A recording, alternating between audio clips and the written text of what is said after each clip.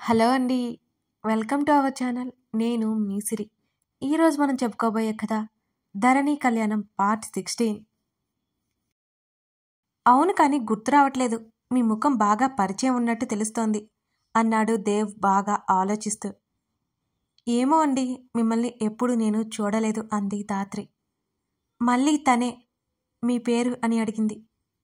దేవ్ అని నోటు వరకు వచ్చిన మాటని ఆపేసింది జాహ్నవి. దేవ్ అన్నాడు దేవ్. దేవ్ మీరు సూర్య గారి ఫ్రెండ్ కదూ అంది ఆశ్చర్యంగా. వాళ్ళ మధ్య సంభాషణ మౌనంగా వింటోంది జాహ్నవి.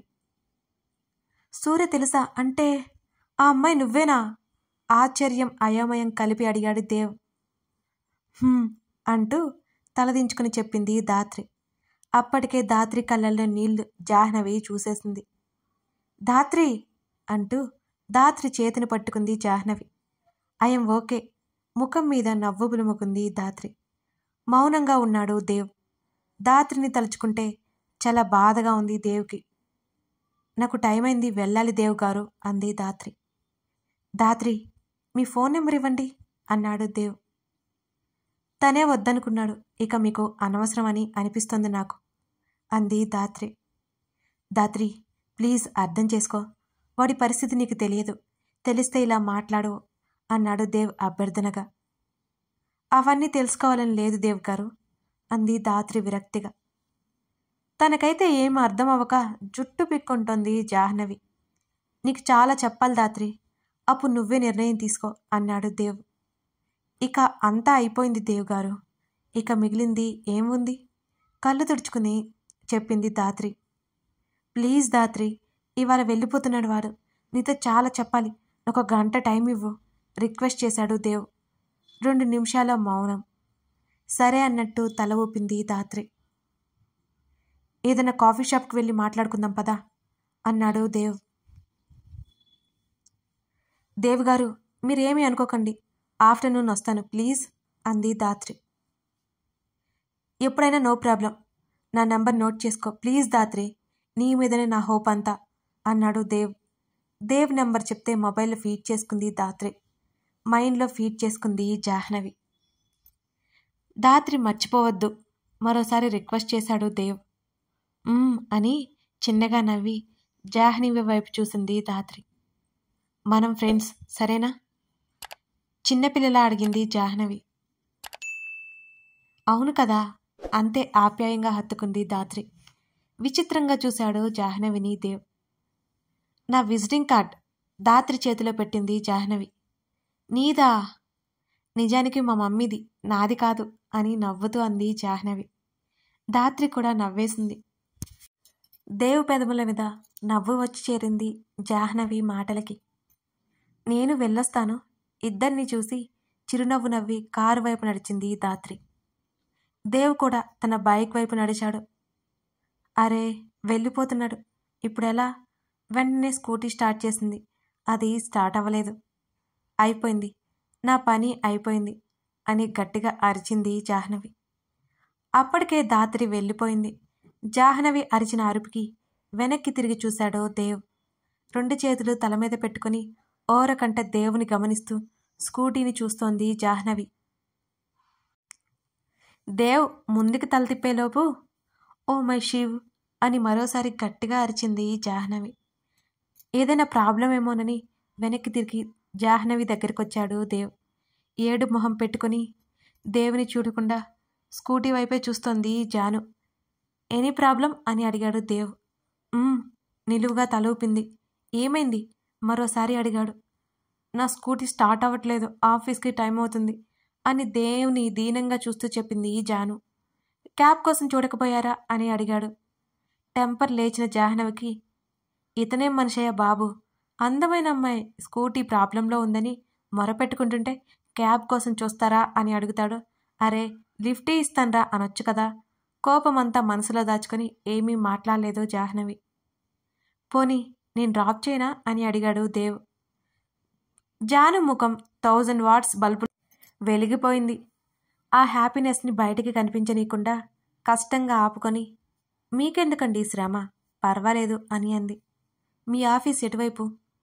జాహ్నవి అడ్రస్ చెప్పింది.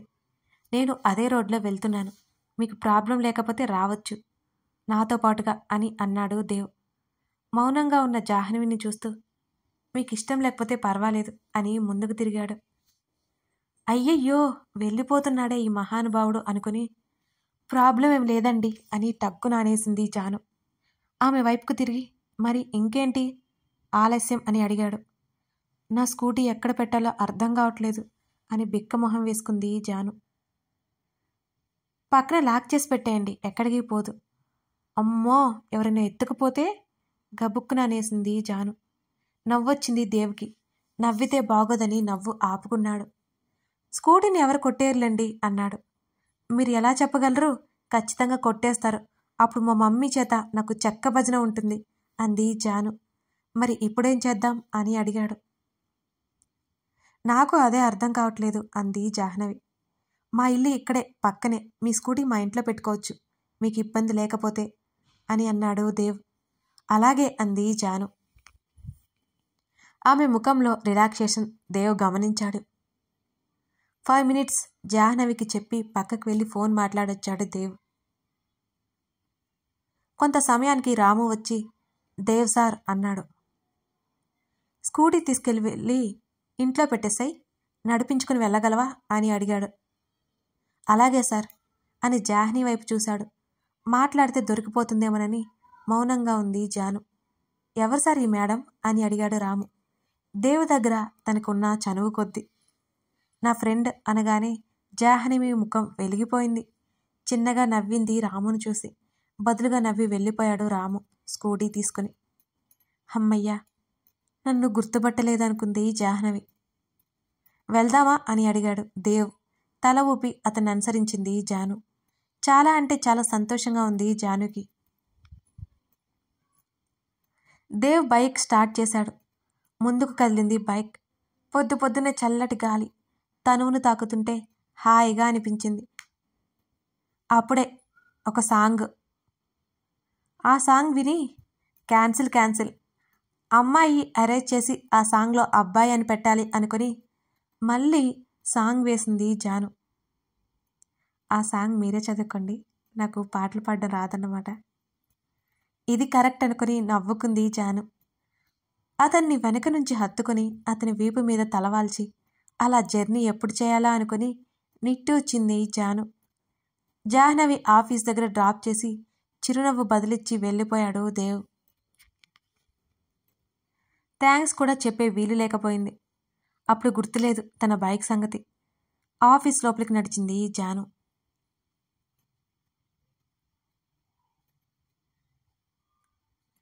గగన్కి కాఫీ ఇచ్చి పక్కన నిలబడింది ధరణి. కూర్చో అన్నాడు అతను. అతనికి కాస్త దూరంలో సోఫాలో కూర్చుంది ధరణి. ధరణి, మనం హైదరాబాద్ వెళ్తున్నాం అని చెప్పాడు గగన్ కాఫీ సిప్ చేస్తూ. మొదట ఆశ్చర్యపోయినా సంతోషంగా ఉంది ధరణికి. ఈ బెంగళూరు వాతావరణం తనకు అస్సలు నచ్చలేదు. ముఖ్యంగా ఇక్కడ గగన్ స్నేహితులంటే భయం వేస్తోంది. హైదరాబాద్ అయితే గగన్ ఆఫీస్ వర్క్ చూసుకుంటూ చెడు స్నేహాలకి దూరంగా ఉంటాడు. అక్కడ అత్తయ్య మావయ్య ఉంటారు అని అనుకుంది ధరణి. ఎప్పుడు వెళ్తున్నామండి అని అడిగింది. ఆమె ముఖంలో సంతోషం అతనికి తెలిసిపోయింది. అతనికి తెలుసు కాబట్టి ఏమీ అడగలేదు తనని. ఈరోజు సాయంత్రం అని అన్నాడు. అవునా, నేను అన్నీ సర్దేస్తాను అని గబగబా లేచి ఆమె వెళ్ళబోయేంతలో ఆమె చేతిని పట్టుకున్నాడు గగన్. అయోమయంగా ఆగి వెనక్కి చూసింది అతని వైపు. అంత తొందర ఎందుకు? నిదానంగానే సర్దు. పడ్డావంటే హాస్పిటల్లో జాయిన్ అవ్వాల్సి వస్తుంది. ఆమెను పైనుంచి కింద వరకు చూశాడు ఒకసారి. అతని ఉద్దేశం ఆమె చీరలో ఉందని. అలాగే అని తల ఊపి మెల్లిగా నడుచుకుంటూ వెళ్ళిపోయింది. శాంతి ఉండడంతో, శాంతి నేను వచ్చే వరకు ధరణి జాగ్రత్త అనేసి బయటికి వెళ్ళిపోయాడు గగన్. గగన్ సీరియస్గా చెప్పడంతో తల ఊపి పనులు మొదలుపెట్టింది శాంతి. శరణ్ ఉన్న హాస్పిటల్ వైపు కార్ని ఉరికించాడు గగన్. హాస్పిటల్ దగ్గర అయ్యే కొద్దీ అతనిలో ఆవేశం పెరుగుతోంది. అంతకంతకో తెల్లటి అతని ముఖం ఎర్రబడింది. కార్ స్టీరింగ్ మీద అతని చేతులు బిగుసుకుపోతున్నాయి. హాస్పిటల్ ముందు కారు ఆగింది. సీరియస్గా హాస్పిటల్లోకి నడిచాడు. రిసెప్షన్లో శరణ్ రూమ్ ఎక్కడో అడిగి తెలుసుకున్నాడు. అక్కడ గగన్ని చూసి అంజలి దాక్కుంది. వడివడిగా అడుగులు వేస్తూ శరణ్ రూమ్ చేరుకున్నాడు గగన్. మెల్లిగా గగన్ వెళ్ళిన వైపు నడిచి అతను ఎటు వెళ్ళాడో గమనించసాగింది అంజలి. శరణ్ రూమ్ ముందు గగన్ ఉండటంతో భయంగా గుటకలు వేసింది. రూమ్లోకి వెళ్ళిపోయాడు గగన్. రూమ్ బయట ఉండి లోపలికి తొంగి చూసింది అంజలి. బెడ్ మీద ఉన్న శరణ్ని కోపం ఆపుకోలేక ఎత్తి గోడకి ఆనించిపెట్టేశాడు గగన్. పక్కన నర్స్ బిక్కు బిక్కుమంటూ గగన్ని చూస్తోంది. మరి శరణ్ ప్రాణాలు పోయేలా ఉన్నాయి. భయంతో బిక్క చచ్చిపోయాడు. ఖచ్చితంగా ధరణి చెప్పేసి ఉంటుంది అని అతనికి అర్థమైపోయింది. యూ బ్లడీ చీటర్ అంటూ శరణ్ గొంతు పట్టుకున్నాడు గగన్. ఊపిరి ఆడక కళ్ళల్లో నుంచి నీళ్లు వచ్చేసి కళ్ళు ఎర్రగా మారాయి శరణ్కి. బయట నుంచి ఆ సీన్ చూసి వణుకు మొదలైంది అంజలికి. తను అక్కడ ఉండడం సేఫ్ కాదని బయటికి పరిగెత్తింది.